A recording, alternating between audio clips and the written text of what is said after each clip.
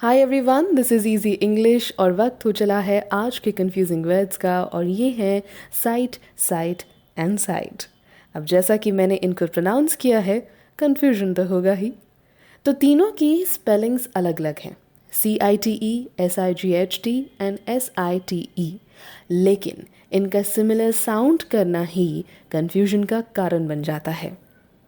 The words have different spellings, but all of them are pronounced in the similar manner, and this similar pronunciation leads to confusion. और वो तो होगा ही ना, हिंदी तो है नहीं कि अलग अलग तरीके से कहे जाएंगे। इंग्लिश है, अंग्रेज़ी है, तो ऐसा अक्सर होता है और इसीलिए अक्सर confusion होता है। तो द मेन रीजंस आर कि सिमिलर प्रोनाउंस होते हैं, और दूसरा, अगर कोई इन शब्दों को कह रहा होगा तो आप समझ नहीं पाएंगे एक बार में अगर आप ध्यान से सुनेंगे नहीं, सेंटेंस के हिसाब से मतलब समझेंगे नहीं, क्योंकि तीनों की प्रोनाउंसिएशन सेम है। तो अगर आपने सेंटेंस के हिसाब से मतलब नहीं समझने की कोशिश की तो इन तीनों में से कौन सा लिखना है आप कंफ्यूज हो जाएंगे। तो यही कंफ्यूजन दूर करने के लिए मैं आई हूँ। पहला, CITE। साइट मीन्स जब आप किसी का उदाहरण देते हैं, उल्लेख करते हैं या हवाला देते हैं, या किसी के कोट को कोट करते हैं, या किसी के डॉक्यूमेंट में से डेटा देते हैं, यानी किसी चीज़ को उल्लेख करना, उदाहरण देना। फॉर एग्ज़ाम्पल, आप अपनी बात को प्रूव करने के लिए किसी का एविडेंस पेश करते हैं, तो you are actually citing that evidence. उस एविडेंस का उल्लेख आप करते हैं, तब आप यूज़ करेंगे CITE। For example, cite an example, cite a quote, cite the data, यानी किसी भी एग्जाम्पल, कोट या डेटा को सामने लाना, उसका हवाला देना, उसका उल्लेख करना या उसका एग्जाम्पल देना को कहते हैं साइट, यानी CITE। आसान लग रहा है या डिफ़िकल्ट? अगर डिफ़िकल्ट ना तो वीडियो देखते रहिए, क्योंकि हम सेंटेंसेस में साइट को यूज़ कर रहे हैं। I cited a quote from my favorite book while teaching first year students. यानी फर्स्ट ईयर स्टूडेंट्स को पढ़ाते हुए मैंने अपनी फेवरेट किताब में से एक कोट पेश किया। दूसरा, she cited a perfect example and hence none could deny her demand. यानी उसने एक परफेक्ट एग्जाम्पल दिया जिस वजह से कोई भी उसकी डिमांड को मना नहीं कर पाया। क्लियर है CITE साइट?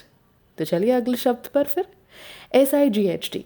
अच्छा, ये ना जो नाउन है और वर्ब है दोनों तरीक़ों से यूज़ होता है, इसलिए इसके बहुत सारे मीनिंग्स हैं, जैसे दृष्टि या नज़र, दिखाई देना, निशाने पर निगाह लगाना या नज़ारा, या पावर ऑफ सीइंग, या एक ऐसा इंसान जो एक जगह बार बार देखा जाता है।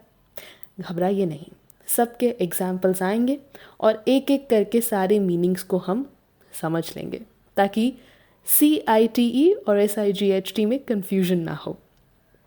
He lost his sight as a child, यानी उसने अपनी नज़र बचपन में ही खो दी थी, अब वो देख नहीं पाता।